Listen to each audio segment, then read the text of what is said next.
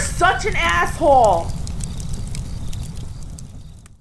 AssholeConsulting.com. If you have questions, I have answers. If you have money, and give me the fucking money. Hi, Aaron. I work as a software engineer. Few people know that this is a high-paying and difficult, okay, no job is really difficult job. I really hate this. If someone is a dipshit law student with no good prospects, this person has instantaneously a good reputation by girls and people at parties. As a software engineer, computer scientist, you are always just the nerd, even if you make more and have a real job, and not only pretend to have a real job. He's from Germany, so please forgive his English.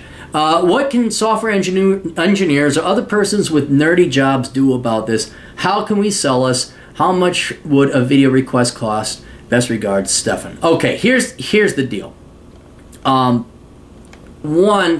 Anyone average IQ or higher, just with their heads out of their asses, no software engineers make more money, computer scientists, etc., make more money than the average person.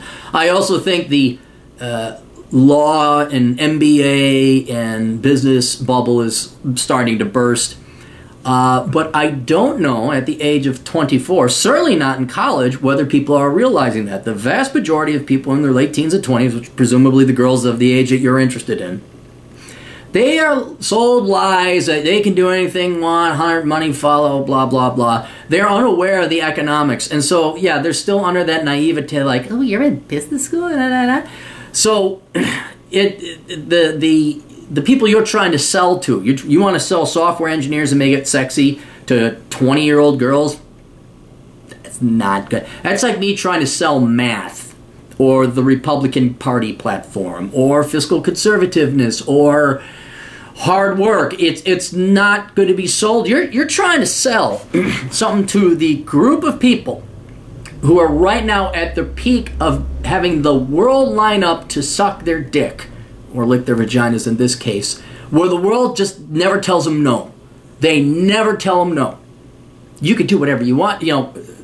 Professors and big education is lying to them because they need their money. Politicians lie to them because they want their votes. And the rest of the men out there are lying to these girls, including men who are not just the 24-year-old, college students such as you might be, but men in their 30s who might have the fucking money, or at least they can fake it because they make enough money to go and lease a Mercedes or a BMW and actually look like they have the money. In other words, I'm trying to think of another type of... It's like trying to sell pacifism to ISIS members. They're simply not going to be receptive to something that isn't like the absolute best and pinnacle. They want their surgeons, their investment bankers, their lawyers, and you must have this car. It's not going to sell. In other words, the market you're trying to sell to is going to be deaf to it, no matter how right you may be. So... that's one thing. So how do you go and you sell this? What I would do is lie in the meantime. Lie. Have you noticed girls reward men who lie? You ever know that nice guy that told the truth? All that? Have you not? You're 24. Come on, let's get our game up. You know this. You never tell the truth. Okay, to the average run-of-the-mill girls. You always lie. If it gets you laid, you lie. All right? So... how hard is it to change your major? Just say you're getting your degree in business. It's like business. And you can read a couple business books or learn about the basics or something. And if they say, oh, what about business? I don't know, just wing it, fake it. I say, I just started. Whatever. And then just make sure you hide your books. Girls not gonna. This is so easy to lie to them about. Like, they're not going to follow you to work. They're not going to look you up. They don't care what you say you do. Like, most women, I guarantee you, when they hear investment banker, they don't go and verify that the guy went downtown to his office and find him on Facebook. Right now, you got your social media, so maybe you got to change it. Maybe you got to switch your major. All right? Maybe at the girl at the party, you got to change. Say, oh, I'm double majoring. Yeah, I'm majoring in this, but I really kind of got this nerd aspect to me. Well, that's another thing you could do. You could say you're a double major.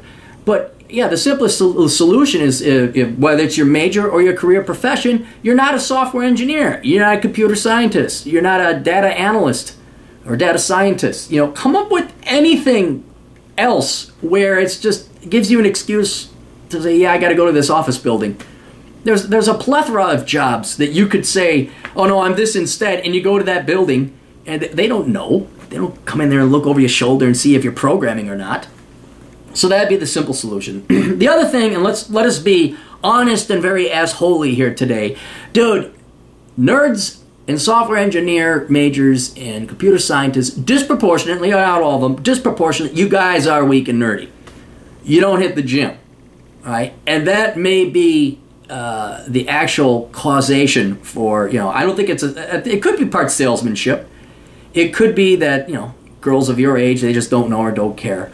But let us not eliminate the fact that 80% of your software engineering majors, your computer science majors, your electrical engineering majors, you walk in, I know one, a good buddy of mine. He's a mechanical engineer, but he was ripped. He was ripped. And so there are those guys. But you got to hit the gym. It may not be your degree. It may be your skinny, weak fuck. And you got to hit the gym. That's the problem. Well, that's not the problem. That's what it is. Those are the rules. Women like ripped men. So if you're wearing your nerdy glasses and, you're wearing khakis with sneakers, that dries up a woman like sawdust. All right? Don't be that guy. Go look at the dude bro MBA majors. You don't want to act like them, but you do kind of maybe want to dress like them, and you want to look physically like them. Okay? Go look at Harold and Kumar. You go watch, that's a great movie. Harold and Kumar go to White Castle. You don't want to look like them when you dress up, all right?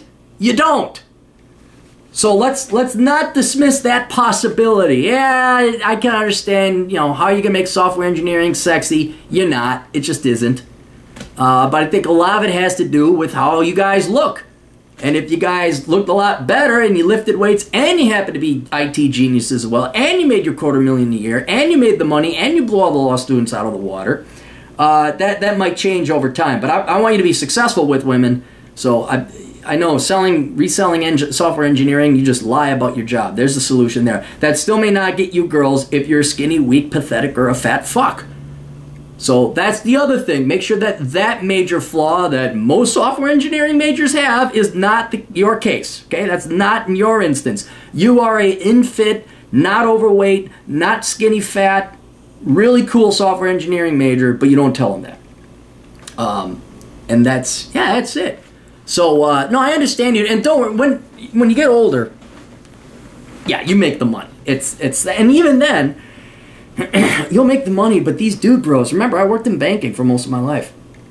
They will fake it until they're 50, some of them even into their 60s.